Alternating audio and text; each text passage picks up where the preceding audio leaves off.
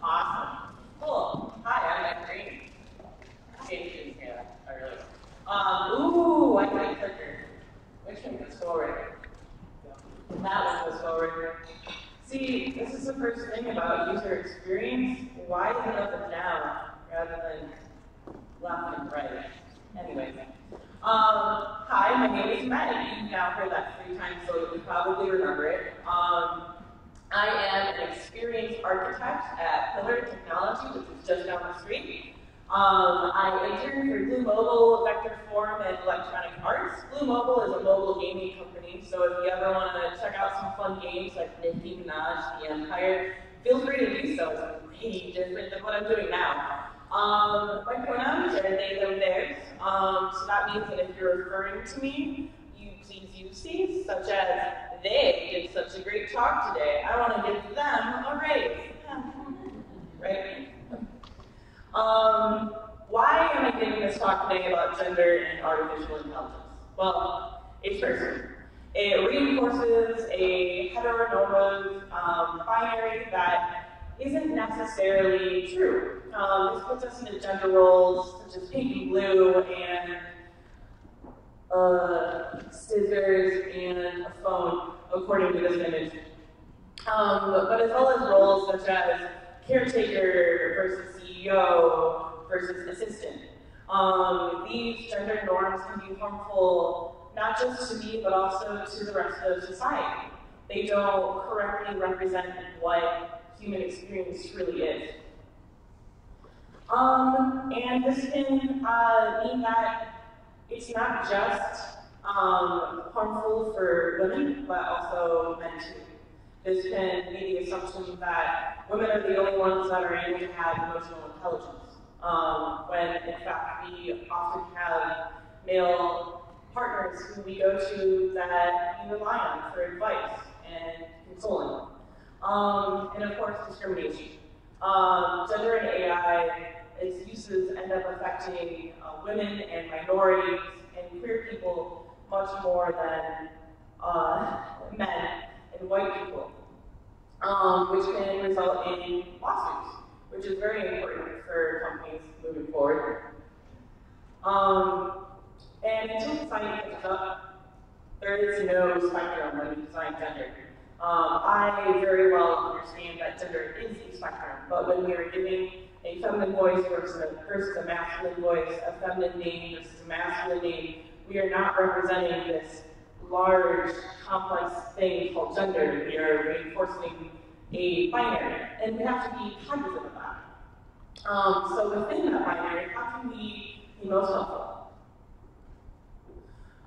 Siri, Cortana, Alexa, what do all of these AI have in common? What about Watson? I'm sure you can read this just as easily as you can. And it's Google neutral. I want to think about this before I take a step back into how we've represented gender before we even had real artificial intelligence. Let's see here. These are some popular artificial intelligence that we see in sci-fi. We have Anna, I think, from Ex Machina. We have number 6 from Battlestar Galactica, and Cortana, the namesake of our Cortana in Microsoft from Halo. Just take a moment to see these robots. Okay. Well, here's a masculine side of artificial intelligence. Is there a difference? There is. Of course there's a difference. We have Sonic, Data, and the Terminator. So the biggest difference is how these are shown as objects versus human beings. So we see something to want, to lust after, to direct, an object for the plot to move forward. These aren't the focus points of the plots of any of these shows or movies that we see them in. Instead, there's something to either make us uncomfortable, because they end up being murderers, or just something to help the main character along. Meanwhile, Sonny and Data, in their own stories, had entire arcs dedicated to should we value them as individuals? Should we value their opinions? or should we treat them as objects? And as a consumer, we're made to want to empathize with them much more than their cohorts. Meanwhile, you have the Terminator, which is this kind of power fantasy that you have, rather than an object to want to obtain. So now that we can think about that, we now see some logos for Siri, Alexa, Cortana. All these things end up helping you to schedule a meeting, or give you a reminder, or wake you up in the morning. Kind of like an assistant, or a secretary. Meanwhile, you have Watson, who can give you financial advice, or tell you how to treat a health problem that you're having. Watson you go to for guidance, say a doctor or a CEO. So there's this immediate difference between when we just naturally gender something female versus male. The feminine AI ends up being a secretary for us, while the masculine AI ends up being some sort of business director. And Google does not have an actual gendered name, but it does default to a feminine voice. You do have a choice, but how many of us actually change that? So Google, too, doesn't actually really traverse the gender neutral as it wishes it could. It still, unfortunately, goes into, well, people like a feminine voice much more than a masculine voice, is the assumption. People would rather have a feminine voice telling them what to, giving them information about the weather rather than telling them what to do. You even see this in New York subway. A feminine voice was used to deliver information, while a male voice was used to give an order. And the designer said that they didn't actually mean to do this, but it did make sense, because people were more likely to take orders from a male. But if your order is a few steps away from the yellow line so you don't get hit by a subway car, and you can't take that from a feminine voice just because it's feminine, that says that you're very, you don't trust your users that much. You don't think they actually value their lives enough to simply listen to something helpful like, hey, I really don't want you to get hit by a moving vehicle. So even though these things happen maybe by accident, we want to be more cognizant of why we're choosing these voices and what we're telling the user how we think of them in these voices. We expect women to be the ones performing emotions much more than men. So when we created a robot to express gender, they immediately came up with a feminine robot. They might not have thought about this too hard, but they were then making the assumption that we shouldn't use a male robot to express emotions. Why should we? Men can't express emotions as well as women can, which, once again, just isn't true. We don't want baby men to think that, oh, you're just some stone object, and if you see you crying, you'll show you into the locker. We're past that point in time. They're not high schoolers anymore, and I don't think high schoolers are the same as when they were when I was in high school. This also means that we expect women to perform emotional labor. When we want our AI to comfort us, we make that AI female. We want our AI to express emotions, we make that AI female. But this reinforces harmful gender stereotypes, because men can comfort just as well. Why can't we think of creative ways to make a masculine AI a comforting AI? Many of us have father figures in our lives, and I'm sure we've tried to them at some point. They did just as well as my mom did. So even though there might be some truth that a feminine voice is more accepted as non-threatening, docile, or more caring, motherly, we also want to consider the fact that we're aligning these roles to the genders that we identify those roles in. A designer must be aware of the social implications of gendering AI. So as practitioners in this space, what is our role and responsibility when choosing a gender?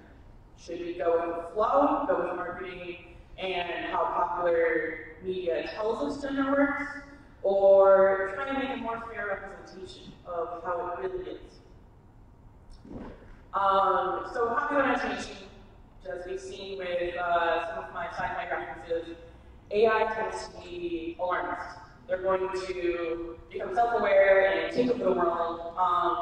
But how we're really using AI right now still affects our society just as much. We're using AI right now, companies, government agencies, hospitals even, to predict everything from your creditworthiness to how much time you should spend in jail and how you maybe should treat your cancer diagnosis. This, you would think, would be objective, but actually ends up impacting women, minorities, and queer people, even more.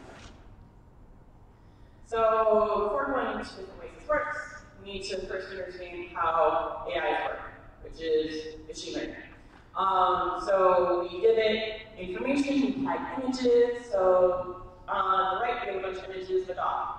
And we say, here's the patterns to look for to deem something a dog. And on the left, we have a bunch of images of a cat. It says if it looks like this, make it a cat.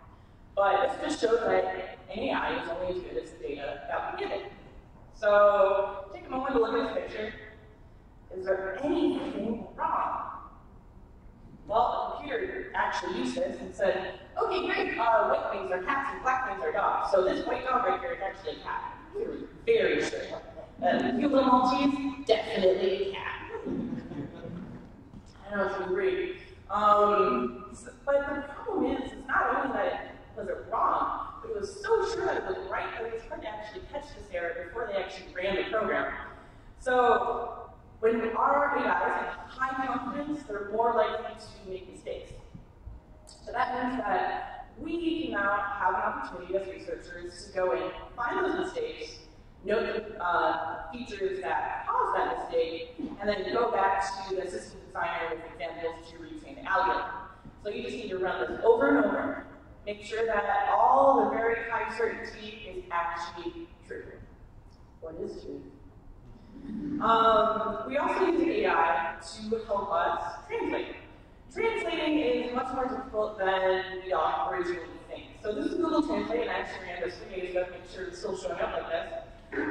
Translation software doesn't just look at, oh, A means B, or means dog. So whenever I see boar, I'll change it into dog. It also looks at patterns. So how does that language interact with one another? What are the patterns that we have with something gender neutral, such as a nurse? Now, when we translate that into German, into Google Translate, it gives us the feminine version of a nurse. So Google is taking these stereotypes that we have, nurses are girls and doctors are boys, and showing that with the translation. Despite the fact that that's not true. I've had many male nurses in my life, and many female doctors. But Google Translate is reinforcing this.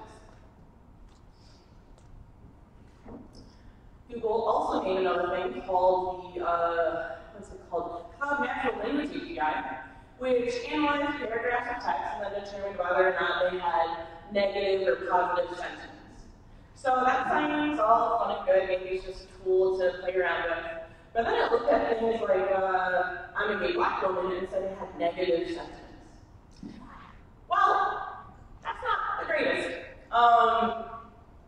So we are expecting to always have our AI interacting with social issues at the time. And this can make us run into discriminatory issues. Google, of course, apologized right away, but their researchers didn't think to look ahead to other ways that this tool could be used. This tool could have been used to rate whether or not society viewed these things as positive or negative. Instead, it said, oh, this will objectively rate whether or not this is positive or negative, whether or not this is good and bad. And as we know so far, nothing is truly objective. So this just brings us to, we have to teach our algorithms which are good associations and which are bad, the same way we teach our kids. They're only as good as the data we give them. Another example is that we trained one AI to be able to tag what was in a photo. But when this was used for anyone in the kitchen, it tagged the photo as female, even if it was Gordon Ramsay, who does not identify as female. And this just, once again, isn't true. Machine learning absorbs our biases through photo and text, labeling things that we don't expect it to even label in the first place. So this is called the known unknown, or the unknown unknown. So this is partially due to the pictures using photo sets which are used to train AI that have our own inherent biases. So it's up to us to make sure that this bias is caught. Researchers from Boston University and Microsoft actually created something called an algorithmic affirmative action, so that in a set of data, if there are two groups, they're both fairly represented. So something basically used to retrain it, so that it says, okay, so all these images on the internet are more likely to use for marketing, so more women will show up in them.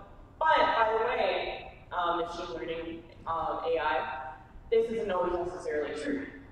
There are different things that separate whether or not it's a man or a woman in the kitchen, such as how they identify, or if it's Chef Gordon Ramsay.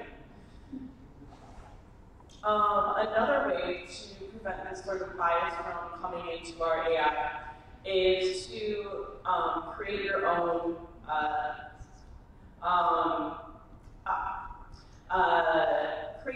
algorithm. So this is an algorithm created by Boston researchers who published Man is a Computer Programmer as Woman is a Homemaker. And it took a bunch of words that the AI was originally thinking were feminine and masculine, and then making a line as to whether or not they're biased or unbiased. So if they're on top, they're biased. If they're unbiased, they're on the bottom. So if it is queen, it's feminine. If it is king, it is masculine. Things like that are put in the unbiased line. If it's lady, it's feminine. If it's nephew, it's masculine. But then you have suing and genius and dreaming and divorce, and those can end up being more biased. So you can retrain your AI by creating your own algorithm to catch these biases.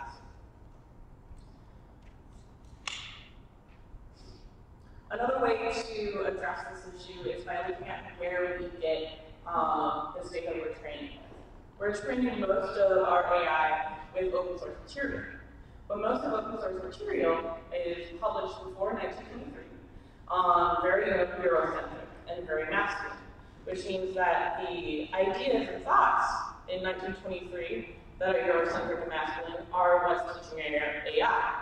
So unless you want to listen to someone born in that timeline, maybe you should use other data. But the problem facing us then is copyright. What is considered fair use? Unfortunately, the law just hasn't caught up with us. So a data set that relies extensively on this work will force us to create our own algorithms that I've given you. So this makes it so it's more work for us. So how can we push these changes? How can we make sure that the data we're using to train our AI isn't old data, isn't old narratives, isn't old literature?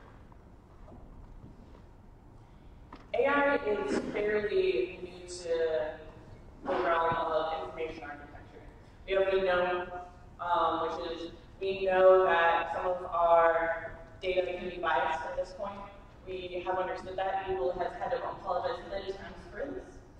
We have the known unknown, which is that we don't know what the biases could be until we actually dig into it. So we are able to actually do this. But then we have the unknown unknown.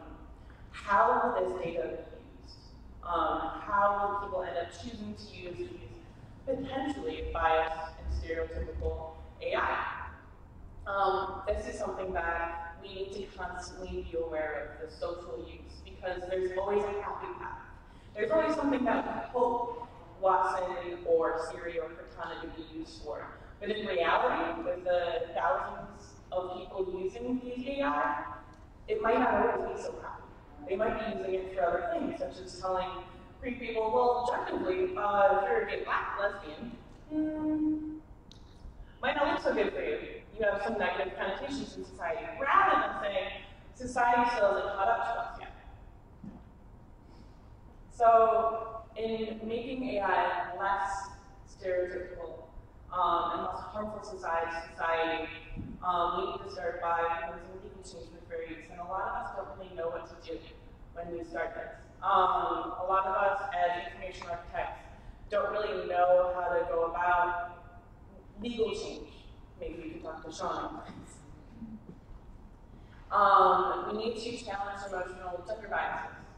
So we're very comfortable relying on feminine voices constantly in our AI.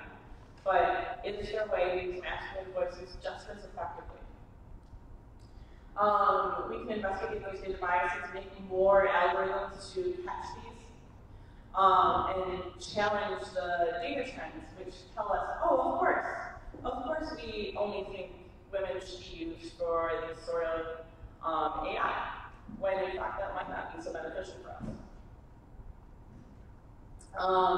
But of course, certain things like fair use laws aren't going to be updated anytime soon. So how does we as information architects and researchers better share this data so that the more data that is shared, the better AI is created? So can we take a step back and say, okay, I'm going to share these algorithms that I've created, this data that I've published, so that other people can also use and iterate off of it to create a more accurate AI. As well as how can challenging these gender norms be beneficial to us rather than a marketing risk. Thank you.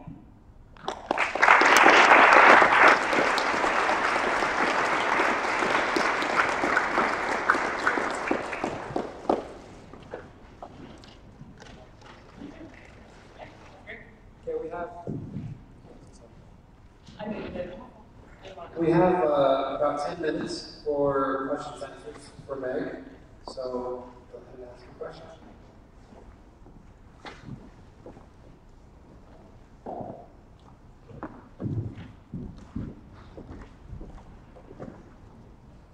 I'm just wondering if gender biases are beneficial in certain circumstances.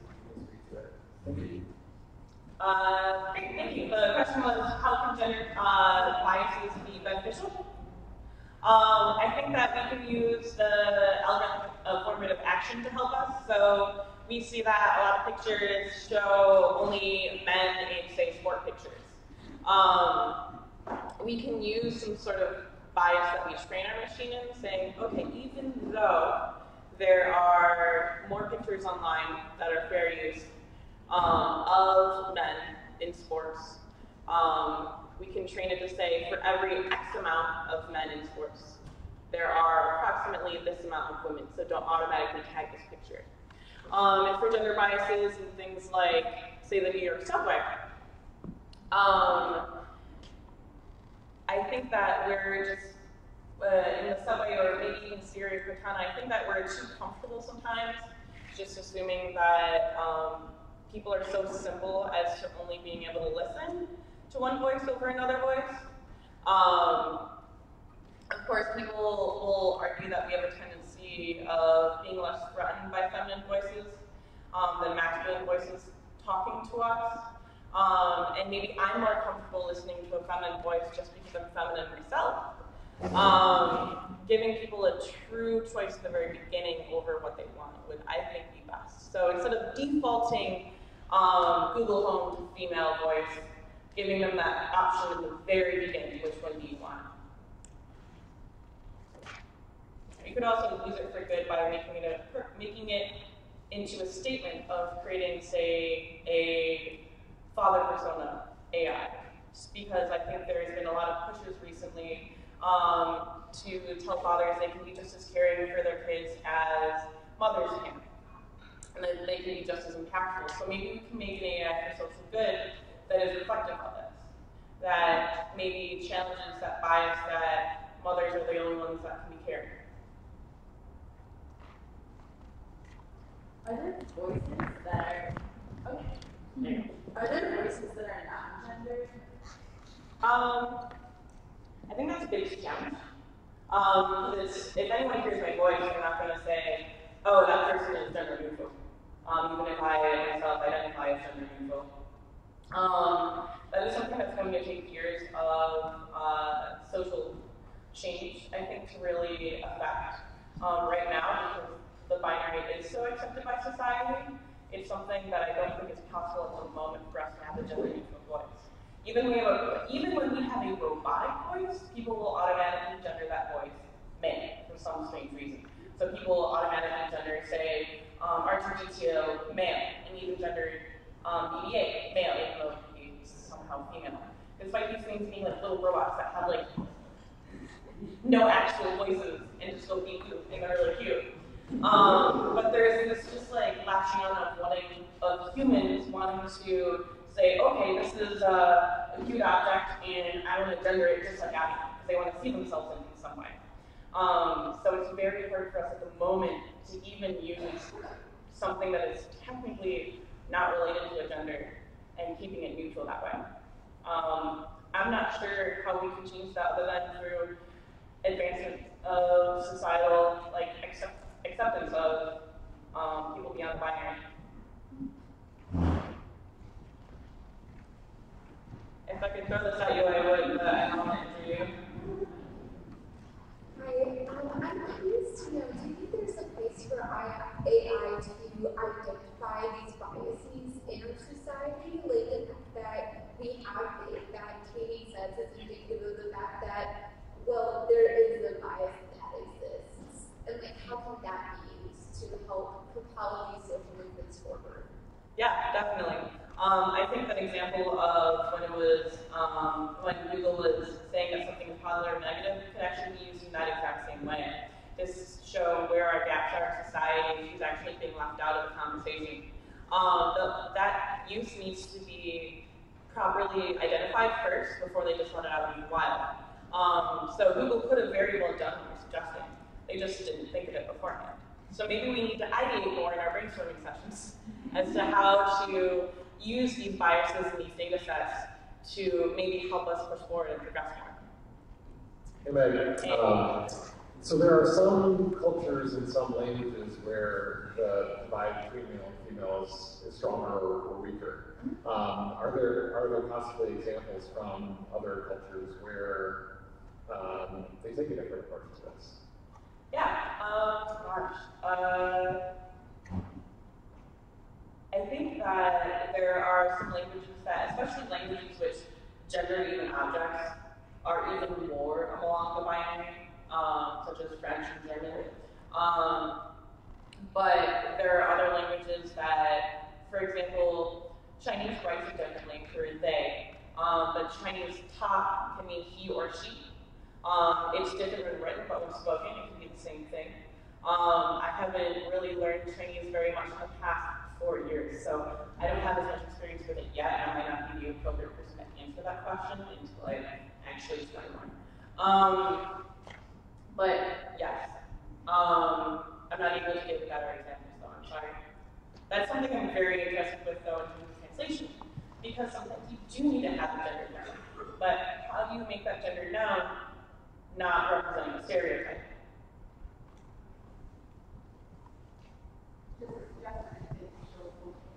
Both ways, yeah, precisely. Maybe they could have, I can't speak German. Maybe they could have the feminine nurse and the masculine nurse side by side. There could be something that informs us of that. Just like we learned with Dark UX, it's fine so long as the user knows that there's something being pushed. So we can maybe put the feminine version first if we want, but still include that masculine version. Thank you. Thanks.